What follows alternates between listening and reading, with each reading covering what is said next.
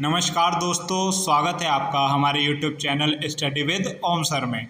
तो दोस्तों, जैसा कि आप सभी लोग जानते हैं कि हमने उत्तराखंड की एक नई सीरीज स्टार्ट की है जिसकी आज 22वीं क्लास होने जा रही है।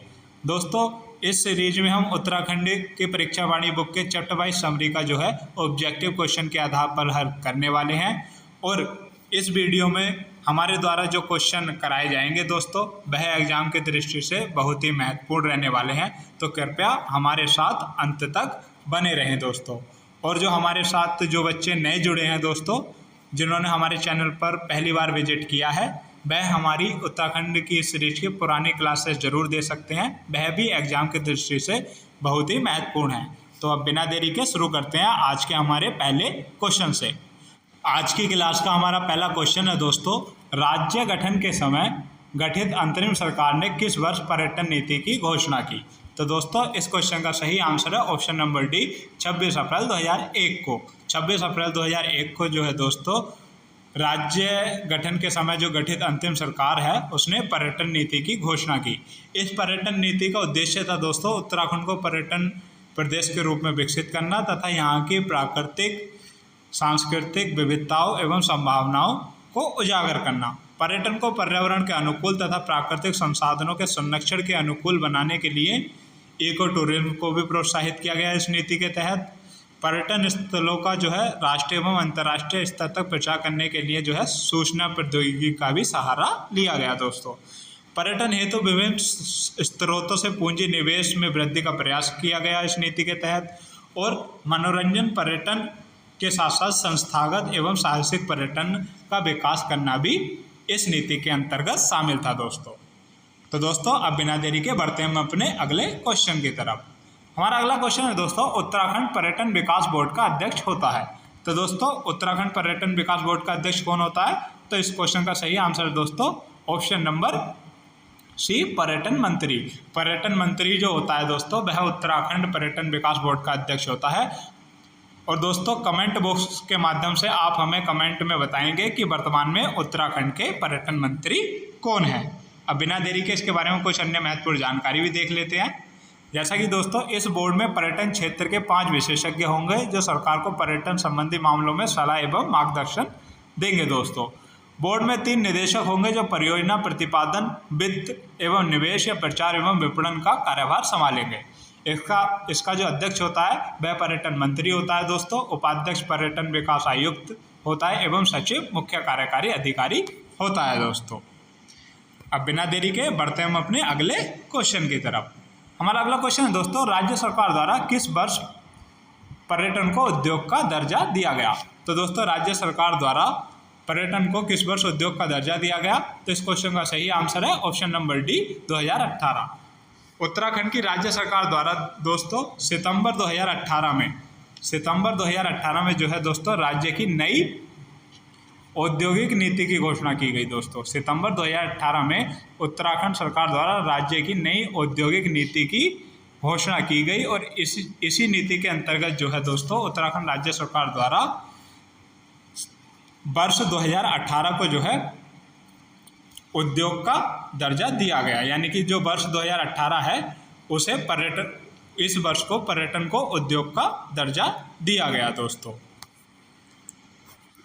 हमारा अगला क्वेश्चन है दोस्तों, राज्य सरकार द्वारा किस वर्ष पर्यटन को उद्योग का दर्जा दिया गया? तो दोस्तों, उत्तराखंड की राज्य सरकार के द्वारा किस वर्ष पर्यटन को उद्योग का दर्जा दिया गया? तो दोस्तों, इस क्वेश्चन का सही आंसर है ऑप्शन नंबर डी, 2018। 2018 में जो है दोस्तों उत्तराखंड की राज्य सरकार द्वारा पर्यटन को उद्योग का दर्जा दिया गया क्योंकि दोस्तों सितंबर 2018 में जो है दोस्तों उत्तराखंड राज्य सरकार ने जो है नई औद्योगिक नीति दोस्तों, नई औद्योगिक नीति की जो है घोषणा की और इसी नीति के अंतर्गत जो है पर्यटन को उद्योग का दर्जा देते हुए पर्यटन संबंधी 28 गतिविधियों को सूक्ष्म, लघु व मध्यम उद्योग जैसे लाभ देने की व्यवस्था की गई। तो दोस्तों, अब बिना देरी के इसके बारे में विस्तृत जानकारी भी देख लेते हैं। जैसा कि प्रदेश सरकार ने नई औद्योगिक नीति की घोषणा की 2018 में और 2018 में पर्यटन नीति के तहत पर्यटन को उद्योग का दर्जा देते हुए पर्यटन संबंधी कितने गतिविधियों को सूक्ष्म लघु व मध्यम उद्योगों जैसे लाभ देने की व्यवस्था की गई? तो 28 गतिविधियों को, जो मैं आपको पहले भी बता चुका हूं दोस्तों। तो अब बिना देरी के बढ़ते हम अपने अगले क्वेश्चन की तरफ। हमारा अगला क्वेश्चन है दोस्तों, पर्यटन को बढ़ावा देने के लिए राज्य सरकार ने किस वर्ष को पर्यटन वर्ष घोषित किया था दोस्तों? तो दोस्तों उत्तराखंड की राज्य सरकार ने पर्यटन को बढ़ावा देने के लिए किस वर्ष को पर्यटन वर्ष घोषित किया? तो दोस्तों इस क्वेश्चन का सही आंसर है ऑप्शन नंबर सी, दोनों, यानी कि वर्ष 2001 व 2015 को जो है दोस्तों उत्तराखंड की राज्य सरकार द्वारा पर्यटन वर्ष घोषित किया गया, जो कि पर्यटन को बढ़ावा देने के लिए राज्य सरकार द्वारा ऐसा किया गया था दोस्तों। अब बिना देरी के बढ़ते हैं हम अपने अगले क्वेश्चन की तरफ। हमारा अगला क्वेश्चन है दोस्तों, राज्य में राष्ट्रीय स्तर की कला एवं पर्यटन मेलों का आयोजन किया जाता है। तो दोस्तों राज्य में जो है राष्ट्रीय स्तर के कला एवं पर्यटन मेलों का आयोजन किन जनपदों में किया जाता है? तो दोस्तों इस क्वेश्चन का सही आंसर है ऑप्शन नंबर ए, अल्मोड़ा तथा देहरादून में। अल्मोड़ा तथा देहरादून जनपदों में जो है राष्ट्रीय स्तर के कला एवं पर्यटन मेलों का आयोजन किया जाता है दोस्तों। अब बिना देरी के इसके बारे में कुछ अन्य जानकारी भी देख लेते हैं। जैसा कि दोस्तों राज्य की सांस्कृतिक धरोहरों का सूचीकरण किया जाता है इंटैक द्वारा। इंटैक एक पोर्टल है दोस्तों, जो कि जिसकी फुल फॉर्म है Indian national trust for art and culture heritage. देश में अपने तरह का ये पहला विकास परिषद है, जिसका गठन अधिनियम के तहत किया गया उत्तराखंड पर्यटन विकास बोर्ड के द्वारा दोस्तों। तो अब बिना देरी के बढ़ते हैं हम अपने अगले क्वेश्चन की तरफ। हमारा अगला क्वेश्चन दोस्तों, प्रदेश सरकार द्वारा वीर चंद्र सिंह गढ़वाली पर्यटन स्वरोजगार योजना आरंभ की गई। तो दोस्तों जो उत्तराखंड की प्रदेश सरकार है उसके द्वारा वीर चंद्र सिंह गढ़वाली पर्यटन स्वरोजगार योजना कब आरंभ की गई? तो इस क्वेश्चन का सही आंसर है ऑप्शन नंबर बी, 1 जून 2002 को दोस्तों। 1 जून 2002 को दोस्तों उत्तराखंड की प्रदेश सरकार द्वारा वीर चंद्र सिंह गढ़वाली पर्यटन विकास योजना जो है आरंभ की गई। और इस योजना के तहत जो है पर्यटन से जुड़ी योजनाओं तथा होटल और रेस्टोरेंट, पर्यटन सुविधा युक्त एसटीडी, पीसीओ, टेंट नुमा आवासीय योजना में पर्यटन वाहन आदि के लिए उद्यमियों को जो है दोस्तों ऋण पर्यटन विभाग के माध्यम से बैंकों द्वारा उपलब्ध करवाया जाता है दोस्तों। अगर बात करें हम वीर चंद्र सिंह गढ़वाली के बारे में, तो दोस्तों वीर चंद्र सिंह गढ़वाली पेशावर कांड के जो नायक हैं वह वीर चंद्र सिंह गढ़वाली को माना जाता है पेशावर कांड का नायक। और यह 2/18 जो है गढ़वाल राइफल्स के सैनिक थे दोस्तों। और इन्हें जो है दोस्तों काला पानी की सजा हुई। कितने वर्ष की काला पानी की सजा हुई दोस्तों इन्हें? तो 11 वर्ष 3 माह 18 दिन दोस्तों। 11 वर्ष 3 माह 18 दिन की इन्हें काला पानी की सजा हुई थी दोस्तों, क्योंकि इन्होंने निहत्थे अफगानों पर जो है गोलियां चलाने से मना कर दिया था, क्योंकि इनके जो कमांडिंग ऑफिसर थे कर्नल रिकेट, उनका आदेश मानने से इनकार कर दिया था, जिसके कारण इनका कोर्ट मार्शल हो गया था दोस्तों। तो अब दोस्तों इनके बारे में विस्तृत जानकारी जब हम पेशावर कांड को विस्तृत रूप से पढ़ेंगे तब इसके बारे में गहनता से अध्ययन करेंगे दोस्तों। अब बिना देरी के दोस्तों बढ़ते हैं हम अपने अगले क्वेश्चन की तरफ। हमारा अगला क्वेश्चन है दोस्तों, राज्य में centre for eco tourism and sustainable livelihood की स्थापना किस जनपद में की गई दोस्तों? तो दोस्तों centre for eco tourism and sustainable livelihood की स्थापना राज्य के कौन से जनपद में की गई? तो दोस्तों इस क्वेश्चन का सही आंसर है option number B, Nainital. Nainital के रामनगर शहर के समीप दोस्तों चूना खान नामक स्थान पर जो है दोस्तों centre for eco tourism and sustainable livelihood की स्थापना की गई दोस्तों। अब बिना देरी के दोस्तों बढ़ते हैं हम अपने अगले क्वेश्चन की तरफ। हमारा अगला क्वेश्चन है दोस्तों, निम्न में से किसे हेरिटेज गांव के रूप में विकसित किया जा रहा है? तो दोस्तों इस क्वेश्चन का सही आंसर होगा हमारा ऑप्शन नंबर ए और ऑप्शन नंबर बी, यानी कि ऑप्शन नंबर सी इस क्वेश्चन का सही आंसर होगा। चमोली के माड़ा गांव को और जागेश्वर धाम अल्मोड़ा को जो है दोस्तों हेरिटेज गांव के रूप में विकसित किया जा रहा है दोस्तों। हमारा अगला क्वेश्चन है दोस्तों, निम्न में से किसे हेरिटेज गांव के रूप में विकसित किया जा रहा है? तो दोस्तों इस क्वेश्चन का सही आंसर होगा ऑप्शन नंबर सी, दोनों, यानी कि चमोली के माड़ा गांव को और जागेश्वर धाम अल्मोड़ा को जो है दोस्तों उत्तराखंड में हेरिटेज गांव के रूप में विकसित किया जा रहा है दोस्तों। तो दोस्तों अब बिना देरी के बढ़ते हम अपने अगले क्वेश्चन की तरफ। हमारा अगला क्वेश्चन है दोस्तों, राज्य में पर्यटन हब, जो राज्य है उत्तराखंड राज्य को पर्यटन हब के रूप में विकसित किया जा रहे मोटाड़ गांव तथा अगोड़ा गांव किस जनपद में स्थित है? तो दोस्तों एक बार फिर से समझ लेंगे, जो उत्तराखंड राज्य में पर्यटन हब के रूप में विकसित किए जा रहे हैं मोटाड़ गांव तथा अगोड़ा गांव है, वह किस जनपद में स्थित है दोस्तों? तो इस क्वेश्चन का सही आंसर है दोस्तों option number D, Uttarkashi. Uttarkashi जनपद के मोटाड़ गांव तथा अगोड़ा गांव जो है दोस्तों पर्यटन हब के रूप में विकसित किए जा रहे हैं। और दोस्तों एक और आता है देहरादून जिले का जोनसार बावर क्षेत्र दोस्तों। जो जोनसार बावर क्षेत्र है देहरादून जिले का, वहाँ एक गांव आता है दोस्तों कोटी इंद्राली गांव दोस्तों। कौन सा? कोटी इंद्राली गांव दोस्तों। इस कोटी इंद्राली गांव को भी दोस्तों पर्यटन हब के रूप में विकसित किया जा रहा है। अब बिना देरी के दोस्तों इसके बारे में अन्य तथ्य भी देख लेते हैं। जैसा कि दोस्तों राज्य में पर्यटन हब के रूप में विकसित किए जा रहे हैं मोटाड़ तथा अगोड़ा गांव हैं उत्तरकाशी जनपद में, और कोटा इंद्राली गांव जो है जोनसार बावर देहरादून में है, इसे भी पर्यटन हब के रूप में विकसित किया जा रहा है। देहरादून में सर्वे ऑफ इंडिया के परिसर में दोस्तों 55 एकड़ में विकास किया जा रहा है किसका? पार्क ऑफ ग्रेट आर्क का। अब बिना देरी के दोस्तों बढ़ते हैं हम अपने अगले क्वेश्चन की तरफ। हमारा अगला क्वेश्चन है नेहरू बाग किस जनपद में स्थित है दोस्तों? तो इस क्वेश्चन का सही आंसर है ऑप्शन नंबर ए, देहरादून जनपद में। देहरादून की जो पुरानी जेल है तो दोस्तों देहरादून की जो पुरानी जेल है वहां के नेहरू बाग को जो है हेरिटेज, देहरादून जनपद की पुरानी जेल के नेहरू बाग को हेरिटेज के रूप में दोस्तों विकसित किया जा रहा है। तो अब बिना देरी के दोस्तों इसके बारे में अन्य जानकारी भी देख लेते हैं। जैसा कि मैंने आपको बताया, देहरादून स्थित पुरानी जेल परिसर के नेहरू बाग परिसर को हेरिटेज के रूप में विकसित किया जा रहा है दोस्तों। तो अब बिना देरी के बढ़ते हैं हम अपने अगले क्वेश्चन की तरफ। हमारा अगला क्वेश्चन है दोस्तों राष्ट्रीय स्तर के होटल मैनेजमेंट संस्थान की स्थापना की गई है। तो दोस्तों जो राष्ट्रीय स्तर के होटल मैनेजमेंट संस्थान की स्थापना की गई है वह कहाँ की गई है दोस्तों?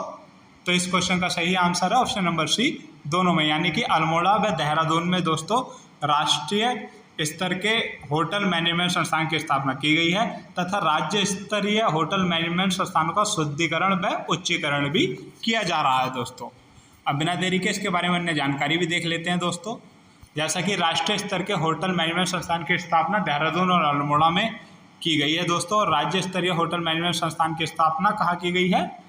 तो यह भी देहरादून व अल्मोड़ा में की गई है दोस्तों।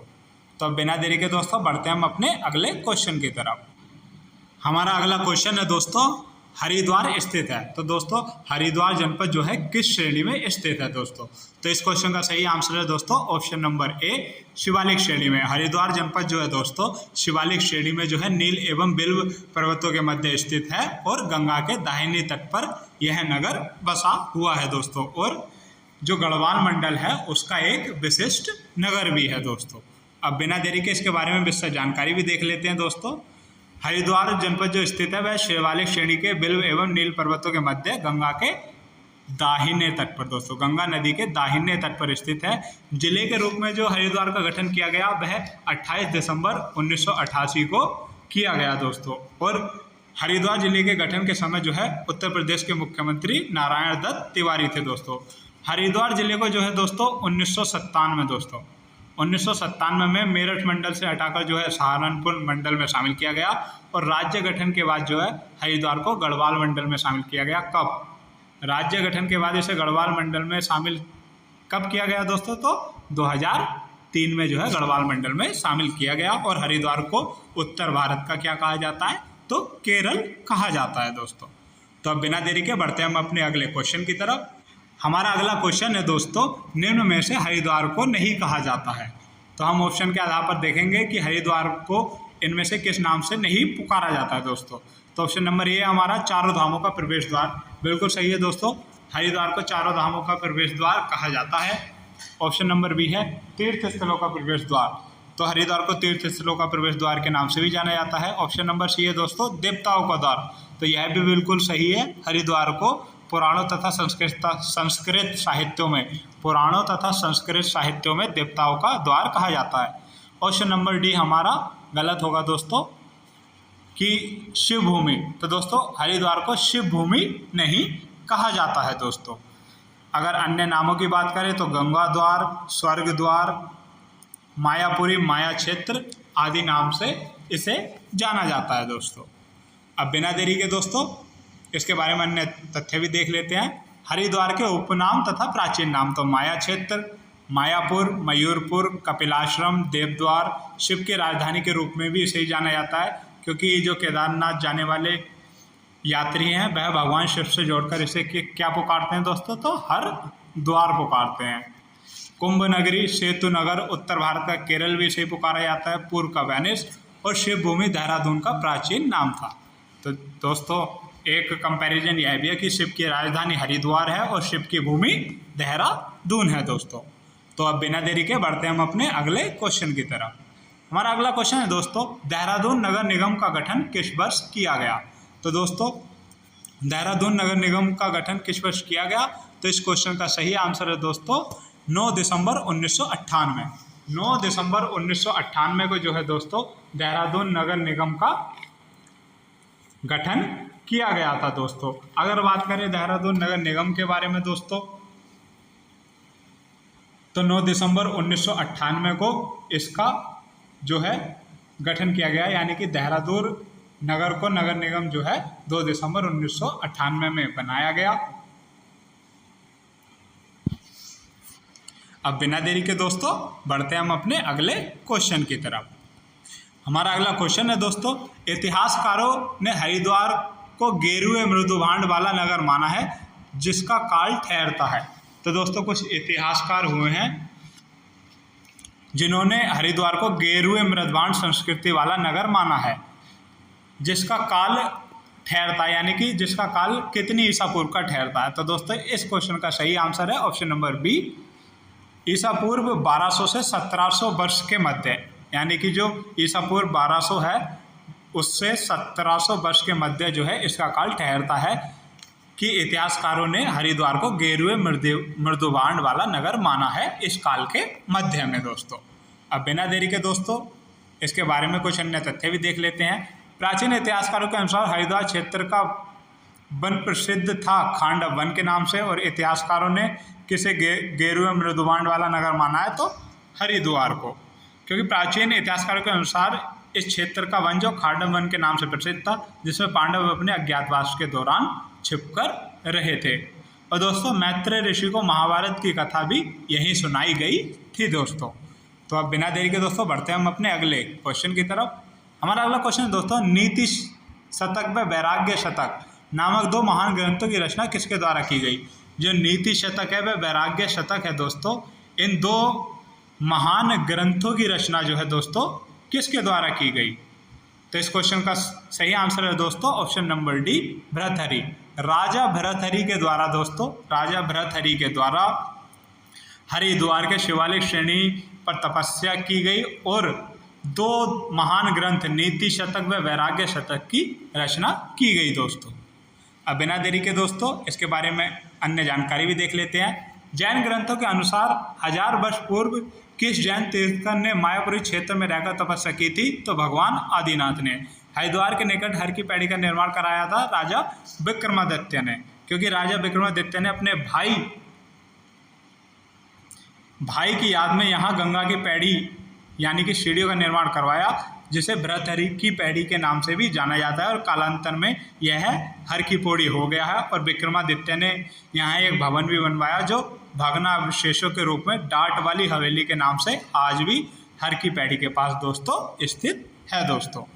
अब बिना देरी के दोस्तों बढ़ते हैं हम अपने अगले क्वेश्चन की तरफ। हमारा अगला क्वेश्चन है, निम्न में से किसने गंगा को महाभद्रा कहा था दोस्तों। तो इस क्वेश्चन का सही आंसर है दोस्तों ऑप्शन नंबर सी, हेनसांग। जो हेनसांग चीनी यात्री था दोस्तों उसने गंगा को महाभद्रा कहा था, और यह 634 सन 634 में दोस्तों हरिद्वार आया था, और उसने इस नगर को क्या कहा था, यानी कि हेनसांग ने गंगा को महाभद्रा कहा और हरिद्वार को क्या कहा दोस्तों, तो मोयुलो दोस्तों। मोयुलो जो है हरिद्वार को कहा था दोस्तों, और गंगा को महाभद्रा कहा, और कन्निंगम ने मोयुलो का अर्थ जो है मयूरपुर लगाया था दोस्तों। तो अब बिना देरी के दोस्तों इसके बारे में कुछ अन्य जानकारी भी प्राप्त कर लेते हैं। चीनी यात्री ह्वेनसांग हरिद्वार किस वर्ष आया? तो 634 में। अगर बात करें भारत के संदर्भ में तो चीनी यात्री ह्वेनसांग भारत में 624 ईस्वी से 645 ईस्वी तक रहा था दोस्तों, और यह 634 में हरिद्वार आया। ह्वेनसांग ने हरिद्वार को मोयुलो कहा, जिसमें कन्निंगम ने मोयुलो का अर्थ मयूरपुर माना था। ह्वेनसांग ने गंगा को महाभद्रा कहा। तैमूर लंग का हरिद्वार आगमन 1399 में हुआ था। तैमूर लंग का इतिहासकार था दोस्तों सरुद्दीन। इसने हरिद्वार को कोयोपिल या कुपिला कहा, जो कन्निंगम के अनुसार कोहोपेरी है। किसने गंगा के किनारे विष्णु के बताए जाने वाले चरण चिन्ह भी देखे? तो सरुद्दीन ने दोस्तों, जो कि तैमूर लंग का इतिहासकार था। अकबर के काल में इतिहासकार अबू फजल ने आईन अकबरी में लिखता है कि माया ही हरिद्वार के नाम से जानी जाती है। वह यह भी लिखता है कि अकबर के रसोई घर का जो गंगा जल प्रयुक्त होता था वह हरिद्वार से ही जाता था दोस्तों। और अकबर के सेनापति मान सिंह ने हरिद्वार के हर की पैड़ी का जीर्णोद्धार भी करवाया था दोस्तों। तो अब बिना देरी के दोस्तों बढ़ते हम अपने अगले क्वेश्चन की तरफ। हमारा अगला क्वेश्चन है दोस्तों, किसके द्वारा आधुनिक हरिद्वार की नींव रखी गई दोस्तों? तो आधुनिक हरिद्वार की नींव जो है दोस्तों किसके द्वारा रखी गई दोस्तों? तो इस क्वेश्चन का सही आंसर है दोस्तों ऑप्शन नंबर सी, मान सिंह। जो दोस्तों अकबर का सेनापति था मान सिंह, उसने हरिद्वार के हर की पैड़ी का जीर्णोद्धार करवाया था और प्राचीन नगर के खंडरों पर आधुनिक हरिद्वार की नींव भी रखी थी। उसने पुराने संकरे घाट को बनवाया और गंगा की धारा के मध्य एक अष्टकोणीय स्तंभ बनवाकर साधना स्थल के रूप में प्रयोग करने के लिए किसी साधु को ताम्रपत्र लिखकर दान दे दिया था, और यह स्तंभ आज भी हरिद्वार में विद्यमान है दोस्तों। और जहांगीर के शासनकाल में पहला यूरोपीय यात्री कौन आया था दोस्तों? टॉम कायरट। टॉम कायरट भी दोस्तों एक पहला यूरोपीय यात्री था जो जहांगीर के शासनकाल में हरिद्वार आया था, और उसने हरिद्वार को शिव की राजधानी कहा, और स्वयं जहांगीर भी कुछ दिनों के लिए हरिद्वार आया था दोस्तों। तो यह कुछ जानकारी थी। अब बिना देरी के दोस्तों इसके बारे में अन्य जानकारी भी देख लेते हैं। जैसा कि आईन अकबरी पुस्तक के लेखक अबू फजल ने इस पुस्तक के अनुसार माया ही हरिद्वार के नाम से जानी जाती रही है। अबुल फजल ने यह भी लिखता है कि अकबर के रसोई घर का गंगा जल ही प्रयुक्त होता था, यानी कि जो अकबर के रसोई घर में जो पानी प्रयुक्त होता था वह हरिद्वार का गंगा जल प्रयुक्त होता था। अकबर के सेनापति मान सिंह ने हर की पैड़ी का जीर्णोद्धार करवाया और इस शहर के प्राचीन खंडरों पर आधुनिक हरिद्वार की नींव भी मान सिंह ने रखी दोस्तों। तो अब बिना देरी के दोस्तों बढ़ते हैं हम अपने अगले क्वेश्चन की तरफ। हमारा अगला क्वेश्चन है दोस्तों, किसका निर्माण मान सिंह के द्वारा कराया गया? तो दोस्तों मान सिंह के द्वारा किसका निर्माण करवाया गया? तो इस क्वेश्चन का सही आंसर है दोस्तों ऑप्शन नंबर बी, अष्टकोणीय स्तंभ। अष्टकोणीय स्तंभ दोस्तों, अष्टकोणीय स्तंभ, अष्टकोणीय स्तंभ का जो निर्माण है वह मान सिंह के द्वारा करवाया गया था दोस्तों। अब बिना देरी के दोस्तों बढ़ते हैं हम अपने अगले क्वेश्चन की तरफ। हमारा अगला क्वेश्चन है, किसने हरिद्वार को शिव की राजधानी कहा? तो दोस्तों वह कौन व्यक्ति था जिसने हरिद्वार को शिव की राजधानी कहा था? तो यूरोपीय यात्री था, पहला यूरोपीय यात्री टॉम कायरट दोस्तों। टॉम कायरट ने जो है दोस्तों हरिद्वार को शिव की राजधानी कहा था, और यह जहांगीर के शासनकाल में जो है हरिद्वार आया था दोस्तों। अब बिना देरी के दोस्तों इसके बारे में कुछ अन्य जानकारी भी देख लेते हैं। जहांगीर के शासनकाल में पहला यूरोपीय यात्री टॉम कायरट हरिद्वार आया 1608 में दोस्तों, और स्वयं जहांगीर कुछ दिनों के लिए जो है हरिद्वार आकर रहा था 1620 में दोस्तों। अब बिना देरी के बढ़ते हैं हम अपने अगले क्वेश्चन की तरफ। हमारा अगला क्वेश्चन दोस्तों, निम्न में से किसके शासनकाल में हरिद्वार दासों की बिक्री का केंद्र बन गया था दोस्तों? तो दोस्तों वह किसका शासनकाल था जिसके शासनकाल में जो है हरिद्वार दासों की बिक्री का केंद्र बन गया था दोस्तों? तो दोस्तों इस क्वेश्चन का सही आंसर है ऑप्शन नंबर सी, गोरखाओं के शासनकाल में। गोरखाओं के शासनकाल में दोस्तों हरिद्वार जो है दासों की बिक्री का एक महत्वपूर्ण केंद्र बन गया था दोस्तों। अब बिना देरी के दोस्तों बढ़ते हैं हम अपने अगले क्वेश्चन की तरफ। हमारा अगला क्वेश्चन है दोस्तों, ब्रिटिश सरकार द्वारा संचालित आर्कियोलॉजिकल सर्वे ऑफ इंडिया के डायरेक्टर जनरल अलेक्जेंडर कनिंघम द्वारा हरिद्वार का पुरातात्विक सर्वेक्षण कब किया गया? जो अलेक्जेंडर कनिंघम थे दोस्तों आर्कियोलॉजिकल सर्वे ऑफ इंडिया के डायरेक्टर, उनके द्वारा हरिद्वार का पुरातात्विक सर्वेक्षण जो है दोस्तों वह किस वर्ष किया गया दोस्तों? तो इस क्वेश्चन का सही आंसर है दोस्तों ऑप्शन नंबर सी, 1862 से 1865 के बीच। 1862 से दोस्तों 1865 के बीच जो है आर्कियोलॉजिकल सर्वे ऑफ इंडिया के डायरेक्टर अलेक्जेंडर कनिंघम द्वारा हरिद्वार का पुरातात्विक सर्वेक्षण किया गया दोस्तों। अब बिना देरी के दोस्तों बढ़ते हम अपने अगले क्वेश्चन की तरफ। राजावेन का किला किस जनपद में स्थित है? तो दोस्तों जो राजावेन का किला है वह किस जनपद में स्थित है दोस्तों? तो इस क्वेश्चन का सही आंसर है ऑप्शन नंबर बी, हरिद्वार जनपद। हरिद्वार जनपद में जो है दोस्तों राजावेन का किला स्थित है। अब बिना देरी के दोस्तों बढ़ते हैं हम अपने अगले क्वेश्चन की तरफ। हमारा अगला क्वेश्चन है दोस्तों, निम्न में से किस मंदिर में अलेक्जेंडर कनिंघम को बोधि वृक्ष के नीचे समाधि स्थल से बुद्ध की प्रतिमा मिली थी? तो दोस्तों इस क्वेश्चन का सही आंसर है ऑप्शन नंबर है श्रवणनाथ मंदिर से। श्रवणनाथ मंदिर से अलेक्जेंडर कनिंघम को बोधि वृक्ष के नीचे समाधि स्थल से बुद्ध की प्रतिमा मिली थी दोस्तों। अब बिना देरी के दोस्तों बढ़ते हैं हम अपने अगले क्वेश्चन की तरफ। तो दोस्तों आज की क्लास का हमारा अंतिम क्वेश्चन रहने वाला है, महात्मा गांधी ने दूसरी बार हरिद्वार की यात्रा किस वर्ष की? तो दोस्तों इस क्वेश्चन का सही आंसर है ऑप्शन नंबर ए 1927। 1927 में जो है दोस्तों महात्मा गांधी ने दूसरी बार हरिद्वार की यात्रा की। और पहली बार हरिद्वार की यात्रा महात्मा गांधी ने किस वर्ष की? तो दोस्तों 1915 में। 1915 में पहली बार महात्मा गांधी ने जो है हरिद्वार की यात्रा की। तो दोस्तों आज के क्वेश्चन एग्जाम की दृष्टि से सभी महत्वपूर्ण थे और आशा करता हूँ आपको अच्छी तरीके से समझ भी आए होंगे। और दोस्तों इन क्लासों के माध्यम से मैं अपना 100% देने की कोशिश कर रहा हूँ और एग्ज़ाम की दृष्टि से यह सभी क्वेश्चन बहुत ही महत्वपूर्ण भी रहते हैं दोस्तों। तो कृपया मेरी मेहनत भी बेकार ना जाए और आपकी मेहनत भी बेकार ना जाए। कृपया अच्छे से क्वेश्चंस को देखिए, समझिए और अपनी आगामी तैयारी कीजिए दोस्तों। तो अब मैं आपसे विदा लेता हूँ। जय भारत, जय उत्तराखंड, नमस्कार।